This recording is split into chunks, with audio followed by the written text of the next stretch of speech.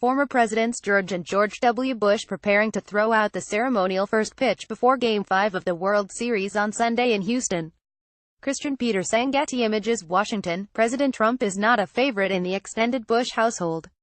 Former President George Bush considers him a blowhard, only interested in feeding his own ego.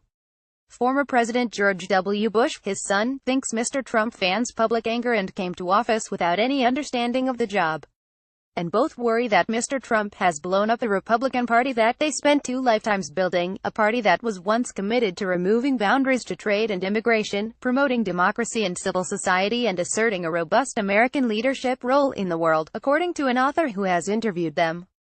A new book on the 2 Bushes who served in the White House provides a glance at their apprehension over Mr. Trump's rise to power and what it means for the country. The first book ever written with their cooperation about their relationship, it also opens a window into the only father and son tandem to hold the presidency since John Adams and John Quincy Adams. In The Last Republicans, Mark g.o.p. chronicles an era that feels almost dated in today's reality show politics, when the Republican establishment controlled the party in Washington, and when a single family could occupy the presidency and vice presidency for a combined 20 years. Neither of the 2 Republican former presidents voted for Mr. Trump. The father voted for Hillary Clinton and the son voted for none of the above, as he told Mr. g.o.p. Indeed, at one point during the 2016 presidential campaign, the younger Mr. Bush confided to the author, "I'm worried that I will be the last Republican president." That inspired the title of the book, which will be published November 14 by HarperCollins, as a quote that seemed to carry a double meaning. At the time, I think he was concerned that Hillary Clinton would win, Mr. g.o.p., the author of several books on the presidency, said in an interview. But if you look at his values and those shared by his father and Ronald Reagan, they are very much in contrast to the values of the Republican Party today, in particular the platform that Donald Trump ran on, which is essentially protectionism and a certain xenophobia. In discussing Mr. Trump, the elder president was blunter. "I don't like him," Mr. Bush said in May 2016.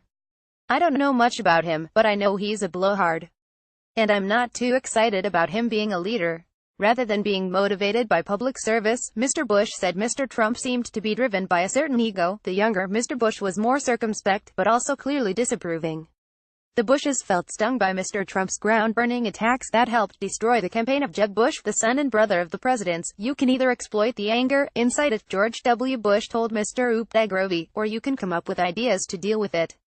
Jeb," he said, "came up with solutions, but it didn't fit with the mood. If you're angry with the powers that be," he added, "you're angry with the so-called establishment, and there's nothing more established than having a father and brother that have been president." When Mr. Trump first entered the race, Mr. Bush thought he would not last and was surprised by the real estate developer's success at capturing the nomination. Still, he was not impressed. When Mr. Trump declared that "I'm my own advisor," Mr. Bush thought he did not understand the presidency. He also lamented Mr. Trump's lack of humility. "As you know from looking at my family, it is a certain heritage, that's what they expect, and we're not seeing that in Mr. Trump." The release of the book comes weeks after the younger Mr. Bush delivered a speech seen as a rebuke of Mr. Trump's approach to the presidency and the world. Addressing a conference in New York, Mr. Bush decried what he called the nativism of today's policies and the casual cruelty of today's politics. Without mentioning Mr. Trump by name, Mr. Bush said that bigotry seems emboldened and our politics seems more vulnerable to conspiracy theories and outright fabrication. Mr. g.o.p., the former director of the Lyndon Baines Johnson Presidential Library and Museum and now the founding chief executive of the National Medal of Honor Museum, got to know both Bushes in recent years and persuaded them to talk with him for a book on their relationship, a subject that they had been allergic to while their political careers were still active. The 2 men disputed Shakespearean assumptions about fathers and rivalries and insisted they remained close throughout the younger Mr. Bush's presidency, despite suspicions about a rift over the Iraq War. But George W. Bush's parents were clearly disturbed by the influence of Vice President Dick Cheney and neoconservative advisors. The elder Mr. Bush, Mr. g.o.p., reported, counseled his son to consider shaking up the ticket in 2004, meaning to replace Mr. Cheney as his running mate, just as the younger Mr. Bush suggested to his father about Vice President Dan Quayle in 1992. Like his father, the son disregarded the advice. Barbara Bush told Mr. g.o.p. that she believed Mr. Cheney changed because of his health troubles, including a heart attack followed by a stent operation shortly after the 2000 election. "I do think he was different," she said. "I think his heart operation made a difference. I always liked him, but I didn't like him so much for a while because I thought he hurt George. I wasn't that fond of him. I think he pushed things a little too far right." The younger Mr. Bush resented the implication that anyone was steering him. "The fact that there was any doubt in anyone's mind about who the president was blows my mind," he said.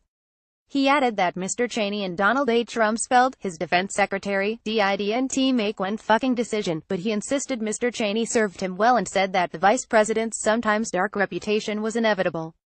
"I understand the way the system works," he said. "Somebody has to be the bad guy." Follow Peter Baker on Twitter at PeterBakerNet.